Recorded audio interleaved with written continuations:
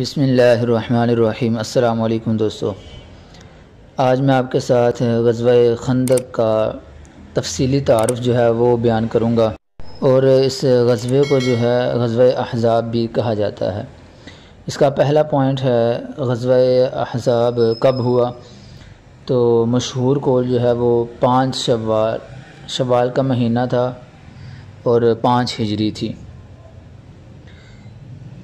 وقوع میں اختلاف ہے اس کے۔ موسیٰ بن عقبہ فرماتے ہیں کہ یہ غزوہ شوال کا مہینہ تھا لیکن 4 ہجری میں ہوا، اور امام بخاری نے بھی اسی کو اختیار فرمایا ہے، لیکن محمد ابن اسحاق فرماتے ہیں کہ یہ جو غزوہ ہے مہینہ تو شوال کا ہی تھا لیکن 5 ہجری میں ہوا، اور تمام ائمہ مغازی اور علماء سیر کا اسی پر اتفاق ہے کہ یہ غزوہ جو ہے 5 ہجری ہی کو ہوا۔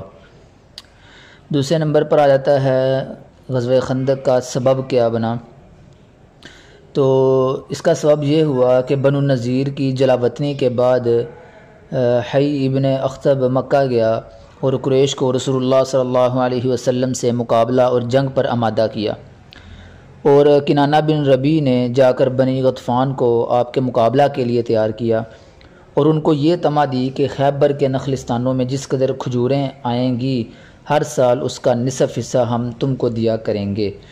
یہ سن کر عیینہ بن حسن فزاری تیار ہو گیا۔ قریش پہلے سے ہی تیار تھے۔ اس طرح جو ہے ابو سفیان 10,000 آدمیوں کو ساتھ لے کر مسلمانوں کو فنا کرنے کے ارادے سے مدینہ کی طرف روانہ ہوا۔ تیسرے نمبر پر آ جاتا ہے صحابہ کرام سے آپ صلی اللہ علیہ وسلم کا مشورہ۔ تو رسول اللہ صلی اللہ علیہ وسلم کو جب ان کی روانگی کی خبر پہنچی تو صحابہ سے مشورہ فرمایا۔ سلیمان فارسی رضی اللہ تعالیٰ عنہ نے خندق کھودنے کا جو ہے وہ مشورہ دیا کہ خندقوں میں محفوظ رہ کر ان کا مقابلہ کیا جائے، کھلے میدان میں مقابلہ مناسب نہیں۔ سب نے اس رائے کو جو ہے وہ پسند کیا۔ تو رسول اللہ صلی اللہ علیہ وسلم نے خود اس کے حدود قائم فرمائیں اور خط کھینچ کر 10 آدمیوں پر 10 گز جو ہے وہ زمین تقسیم فرمائی کہ 10 آدمی 10 گز زمین جو ہے وہ کھودیں گے۔ چوتھے نمبر پر خندق کھودنے کا عمل آ جاتا ہے کہ کیا طریقہ کار تھا، تو صحابہ کرام رضوان اللہ تعالی علیہم اجمعین کے ساتھ جو ہے رسول اللہ صلی اللہ علیہ وسلم خود بھی خندق کھودنے کے عمل میں جو ہے وہ مصروف تھے۔ حضرت جابر رضی اللہ تعالیٰ عنہ فرماتے ہیں کہ خندق کھودتے کھودتے جو ہے ایک سخت چٹان آگے آ گئی۔ ہم نے آپ سے عرض کیا تو آپ نے ارشاد فرمایا ٹھہرو میں خود اترتا ہوں، اور بھوک کی وجہ سے شکم مبارک پر پتھر باندھا ہوا تھا، اور ہم نے بھی 3 دن سے کوئی چیز نہیں چکھی تھی۔ آپ نے کدال دستے مبارک میں پکڑی اور اس چٹان پر جو ہے وہ دے ماری، تو چٹان جو ہے وہ ریزہ ہو گئی۔ تو یہ تھا خندق کھودنے کا عمل۔ آگے 5واں نمبر آ جاتا ہے غزوہ خندق کا نقشہ کیا تھا، یعنی کیا صورتحال تھی اس غزوہ کی۔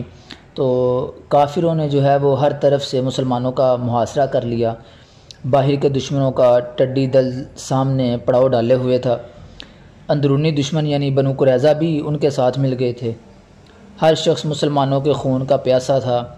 الغرض مسلمانوں کے لیے جو ہے وہ عجیب پریشانی کا وقت تھا، اور اوپر سردیوں کی راتیں تھیں اور کئی دن کا فاقہ تھا۔ اسی کو اللہ رب العزت نے قرآن کریم میں اس طرح بیان فرمایا، اعوذ باللہ من الشیطان الرجیم، اذ جاؤکم من فوقکم ومن اسفل منکم واذ زاغت الابصار وبلغت القلوب الحناجر وتظنون باللہ الظنون ہنالک ابتلی المؤمنون وزلزلوا زلزالا شدیدا۔ آگے 6 نمبر پر جو ہے وہ منافقین اور مومنین میں فرق، یہ کیونکہ بہت سخت آزمائش کا یہ غزوہ تھا، سخت آزمائش تھی، تو اسی آزمائش کی کسوٹی پر جو ہے وہ نفاق اور اخلاص کو جانچا جا رہا تھا۔ تو چنانچہ منافقین نے حیلے اور بہانے شروع کیے اور عرض کیا یا رسول اللہ ہمارے گھر پس دیوار ہونے کی وجہ سے غیر محفوظ ہیں، بچوں اور عورتوں کی حفاظت ضروری ہے، ہم اس لیے اجازت چاہتے ہیں۔ تو قرآن کریم نے اس طرح ان کا نقشہ کھینچا، یقولون ان بیوتنا عورہ وما ہی بعورہ ان یریدون الا فرارا۔ اور دوسری جانب مسلمان جو ہیں جن کے قلوب اخلاص اور ایمان سے لبریز تھے، ان کی یہ حالت ہوئی جو اللہ رب العزت نے قرآن کریم میں بیان فرمائی، وَلَمَّا رَأَى الْمُؤْمِنُونَ الْأَحْزَابَ قَالُوا هَذَا مَا وَعَدَنَا اللَّهُ وَرَسُولُهُ وَصَدَقَ اللَّهُ وَرَسُولُهُ وَمَا زَادَهُمْ إِلَّا إِيمَانًا وَتَسْلِيمًا۔ آگے 7ویں نمبر پر آپ صلی اللہ علیہ وسلم کی جو ہے وہ کتنی نمازیں اس غزوہ میں قضا ہوئیں۔ تو حملہ کا یہ دن جو ہے نہایت ہی سخت تھا، تمام دن تیر اندازی اور سنگ باری میں گزرا۔ اسی میں جو ہے اسی مشغولیت میں رسول اللہ صلی اللہ علیہ وسلم کی 4 نمازیں جو ہیں وہ قضا ہو گئی۔ 8ویں نمبر پر محاصرے کا خاتمہ آ جاتا ہے۔ دوران محاصرہ جو ہے نعیم بن مسعود اشجعی غطفان کے ایک رئیس حضرت صلی اللہ علیہ وسلم کی خدمت میں حاضر ہوئے اور عرض کیا، یا رسول اللہ، آپ پر ایمان لایا ہوں میں، میری قوم کو میرے اسلام لانے کا علم نہیں ہے، اگر اجازت ہو تو میں کوئی تدبیر کروں جس سے یہ حصار محاصرہ جو ہے ختم ہو جائے۔ تو آپ نے فرمایا، ہاں تم ایک تجربہ کار آدمی ہو، اگر کوئی ایسی تدبیر ممکن ہو تو کر گزرو جس سے یہ محاصرہ ختم ہو جائے، اس لیے کہ لڑائی نام ہی اصل میں حیلہ اور تدبیر کا ہے۔ چنانچہ نعیم نے ایسی تدبیر کی کہ قریش اور بنو قریظہ میں پھوٹ پڑ گئی اور بنو قریظہ قریش کی امداد سے دستکش ہو گئے، یعنی وہ انہوں نے منہ پھیر لیا بنو قریظہ نے قریش کی مدد کرنے سے۔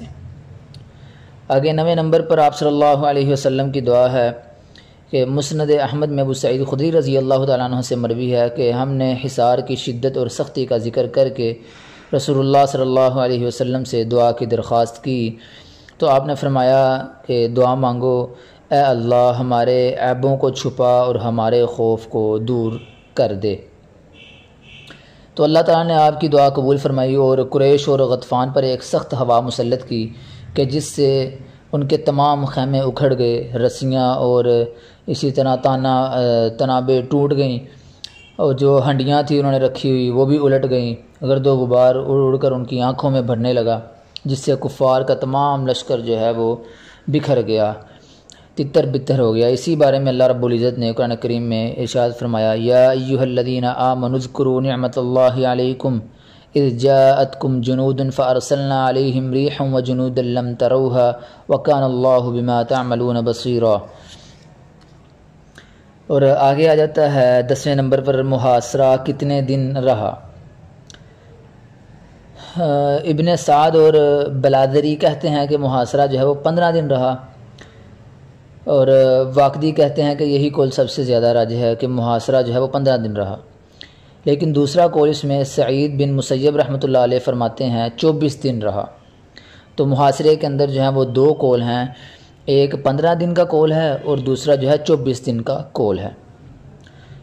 آگے 11ویں نمبر پر آ جاتا ہے مشرکین کے کتنے آدمی قتل ہوئے اس غزوے میں۔ تو اس غزوے میں چونکہ انہوں نے محاصرہ کیا ہوا تھا، مشرکین کے صرف جو ہے وہ 3 آدمی قتل ہوئے تھے، اور آخر میں 12ویں نمبر پر مسلمانوں کے کتنے آدمی شہید ہوئے۔ تو اس غزوہ میں جو ہے مسلمانوں کے 8 آدمی جو ہے وہ شہید ہوئے، ایک روایت کے مطابق 6 ہیں اور ایک کے مطابق 8 ہیں۔ ان کے نام یہ ہیں، نمبر 1 سعد بن معاذ رضی اللہ تعالیٰ عنہ، نمبر 2 انس بن اویس رضی اللہ تعالیٰ عنہ، نمبر 3 عبداللہ بن سہل رضی اللہ تعالیٰ عنہ، نمبر 4 طفیل بن نعمان رضی اللہ تعالیٰ عنہ، نمبر 5 ثعلبہ بن غنم رضی اللہ تعالیٰ عنہ، نمبر 6 کعب بن زید رضی اللہ تعالیٰ عنہ۔ اور 2 نام جو ہیں وہ مزید اضافہ کیا ہے حافظ دمیاطی نے، 7ویں نمبر پر قیس بن زید رضی اللہ تعالیٰ عنہ، اور 8ویں نمبر پر عبداللہ بن ابی خالد جو ہے رضی اللہ تعالیٰ عنہ۔ یہ 8 جو ہے مسلمان اس غزوے میں جامع شہادت نوش فرما گئے تھے۔ تو اللہ رب العزت سے دعا ہے کہ اللہ رب العزت ہمیں بھی ان صحابہ جیسا جذبہ شہادت اپنے اندر پیدا کرنے کی توفیق عطا فرمائے۔ وآخر دعوانا الحمد للہ رب العالمین۔